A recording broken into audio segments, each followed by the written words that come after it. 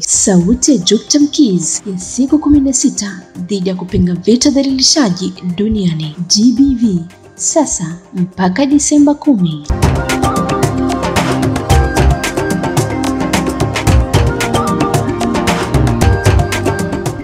Bahati mbaya jumuiya zimebarikiwa ni kuunda kila kamati na katiba yake.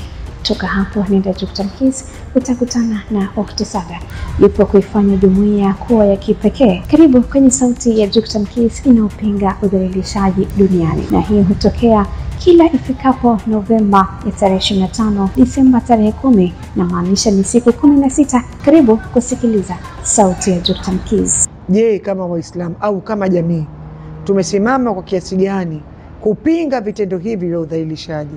Au tumehimizana, tumefundishana kiasi gani ili mtu aepuke kwanza kujidhalilisha yeye mwenyewe, lakini pili kuwa yeye ni sababu ya kudhalilika kwa wengine? Kwa kweli haya ni majanga makubwa. Tusipofanya kazi leo tukaanza kukumbushana na kuona hatari na ubaya wa kufanya mambo kama haya, basi kwa kweli huko mbele tunakoelekea ni hatari zaidi na kiza kinene. Ndugu zangu Waislamu, dunia imesimama kuadhimisha siku hizi 16 kudhalilisha, kutumia kupinga udhalilishaji wa kijinsia. Nini maana yake? Maana yake ni kupaza sauti, ni wake up call. Hii ni simu, ni wito wa kukuamsha wewe na mimi na kuiamsha jamii kwa ujumla, katika kuangalia au kuangaza namna gani tutaweza kuwatunza watoto wetu waepukane na udhalilishaji. Vipi tutaweza kuchukua nafasi, kutumia nguvu zetu na elimu zetu na fikra zetu kuwakinga ndugu zetu wakaepukana na udhalilishaji? Je, vipi wazazi wetu, mama, baba, tutaweza kutumia njia gani ili kuweza kuona kwamba tunaepukana na sisi kuwadhalilisha au kufanya sababu ya kwao kuweza kudhalilishwa? Sababu wakati mwingine watoto hufanya mambo mazito ambayo hayo yanapelekea kudhalilika kwa wazazi wao. Haya mambo yote yanahitaji kusomeshwa, kuwekwa wazi, ili kutoa kwanza muamko, awareness.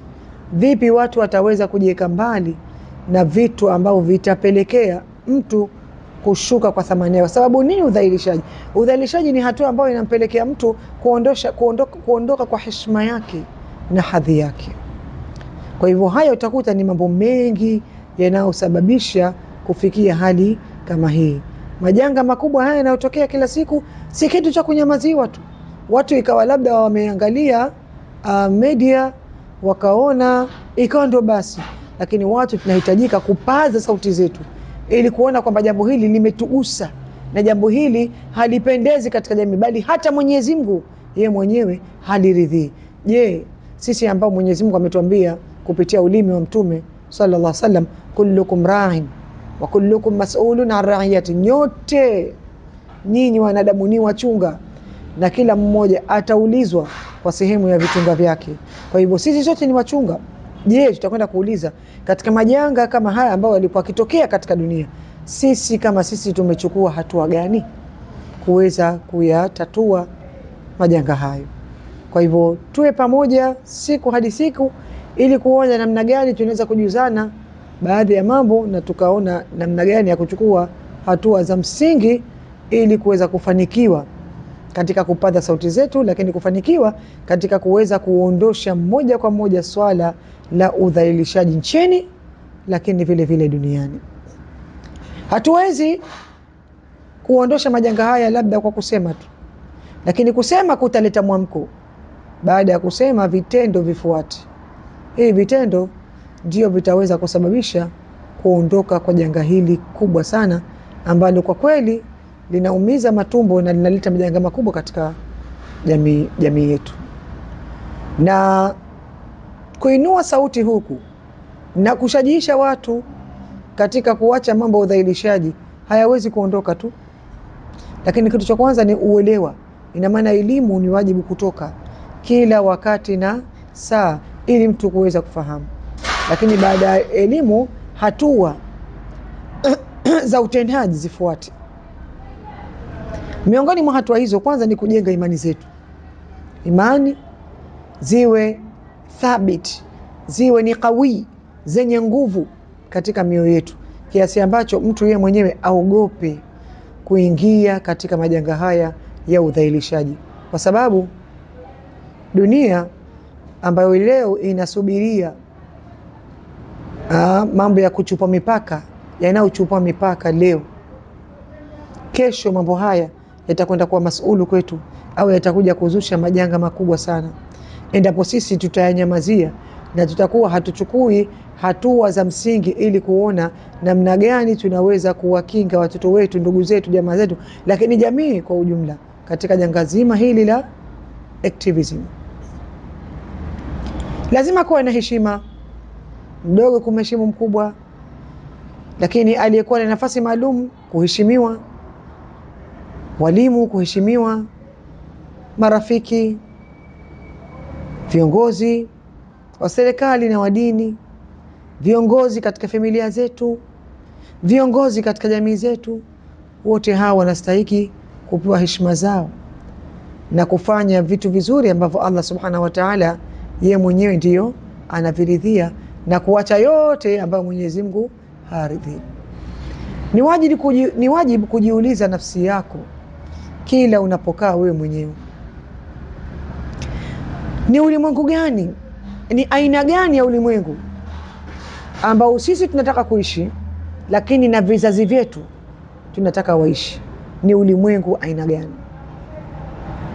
Kwa hivyo katika namna yote ile ambayo utapata jawabu lako, sasa ujiulize tena, je, ni namna gani tutaweza kuunda au kutengeneza muundo ambao utaweza kutufikisha katika hiyo aina ambayo sisi tunaitaka. Vipi tutaweza kuzitengeneza kwanza nafsi zetu, alafu vipi tutaweza kuzitengeneza nafsi za watu wetu? Na ndio maana Allah subhanahu wa ta'ala amesema ndani ya Qur'ani, ya ayyuhalladhina amanu qu anfusakum wa ahlikum nara, enyi mlioamini ziokoeni nafsi zenu na nafsi za watu wenu na moto. Aya hii na maneno haya yana ufafanuzi mkubwa sana.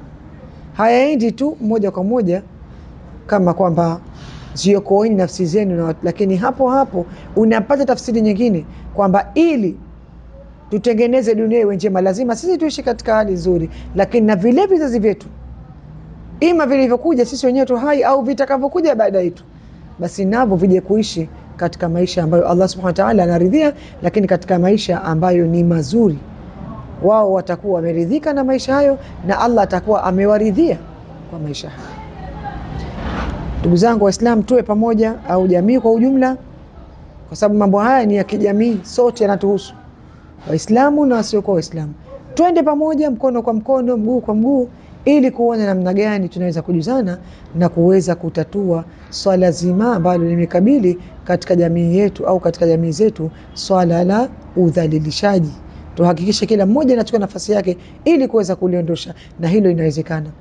Kubwa ni ikhlas na kumwomba Allah subhanahu wa ta'ala, yeye atatusaidia. Baada ya maneno hayo mafupi, assalamu alaikum wa rahmatullahi wa barakatuh. Tumezoea kupata hotuba kadhaa wa kadhaa kutoka jumuiya kadhaa wa kadhaa, lakini kwa Dr. Mkiz tumeitazama hotuba ya leo kwa staili yake. Unakosaje kuangalia mwendelezo? Twenzetu.